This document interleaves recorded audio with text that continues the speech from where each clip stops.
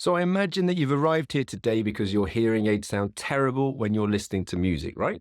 And let me guess, maybe a piano has a bit of a honky tonk feel to it, or perhaps some of the songs that you know very well just don't sound like they used to, or even the sound of music in general is just really tinny. These are the kind of things that people report when their hearing aids haven't been optimized for music. And if you're one of them, whether you're a musician or someone that loves listening to music, then this is definitely the right video for you. Optimizing hearing aids for music is a focus and passion that I've had for years now. And whilst there's no one-size-fits-all approach when it comes to adjusting hearing aids for music, there are some really simple things that I'll cover today that you can speak to your audiologist about to give yourself the best chance of music sounding like music. So here are some hearing aid setting recommendations to take to your audiologist to ensure that music sounds like it ought to. Not every audiologist understands music, and nor do they need to. However, it's good that they have an understanding on the basics of fundamental frequencies and harmonics when it comes to making adjustments to the settings on your hearing aids and the impact that this can have on music. And most importantly, it's key that they understand where music falls within the range of human hearing. To give you an example of what I mean by that exactly, typically when I'm talking about high tones and the clarity of speech with a non-musician, it would generally mean making adjustments from somewhere between 3 to 8 kilohertz, for example, which focuses on the higher tones in human speech, as you can see here on this image, which demonstrates the speech frequency range. However, if I'm having the same conversation with a pianist talking about the higher keys on a piano, for example, the highest note is at 4,186 Hz, or the highest fundamental frequency on a flute is 2,096 Hz. So it's possible that a high pitch can get lost in translation between audiologists and musicians if you're not too careful. Graphs like this can be extremely helpful when adjusting hearing aids for musicians to ensure that the correct frequencies are being fine-tuned and you and your audiologist are talking the same language. Hearing aids are primarily designed to enhance speech, and as a result, anything that they detect that isn't speech will be manipulated according to what the hearing aid thinks that it is. Now, hearing aids do have some incredibly clever features, such as Phonak AutoSense 5.0, which scans your environment and chooses the most appropriate setting that your hearing aid should be on based on your surroundings at that very moment in time, which incidentally does include a music setting. Despite this, I would personally still recommend creating a separate manual music setting that you can access either by pressing the button on the back of your hearing aids, or if you have a Bluetooth hearing aid, then using your app.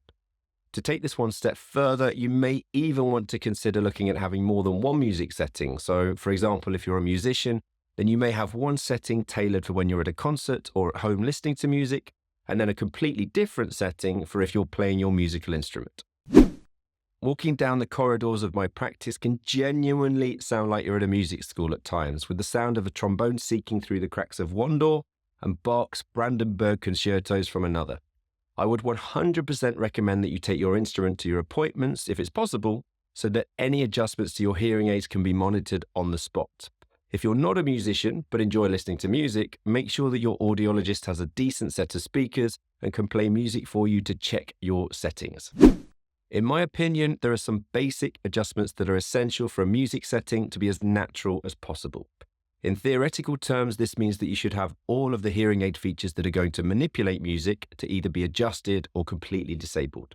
Now, these same features may be essential for your hearing aids to work well in other listening environments, and that's why I'd encourage this to be done on a separate music setting, as I talked about at the beginning of today.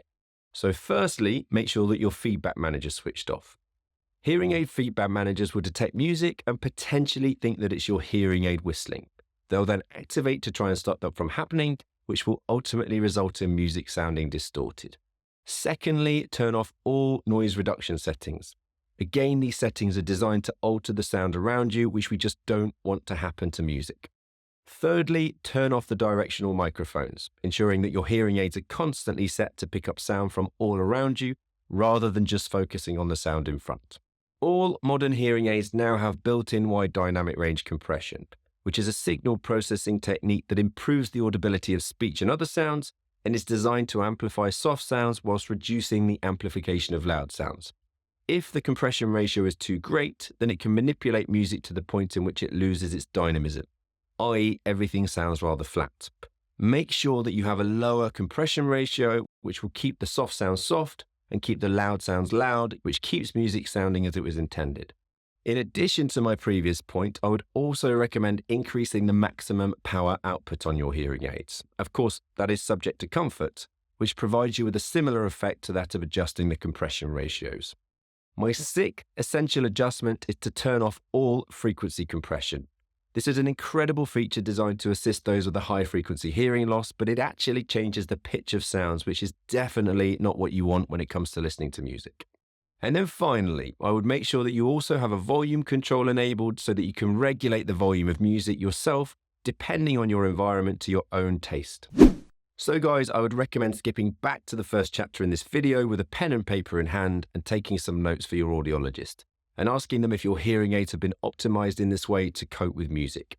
Today's video is part of a series on how you can get the best out of your hearing aids for music. So make sure that you subscribe to the Hearing Tracker YouTube channel because I'm currently working on related videos such as what the best hearing aids for music are and also how each hearing aid manufacturer has optimized their hearing aids for music. If you have any questions or comments, then drop them beneath this video and I'll get back to you as soon as possible. And if you made it this far, then go on, press like. I'll see you in the next video.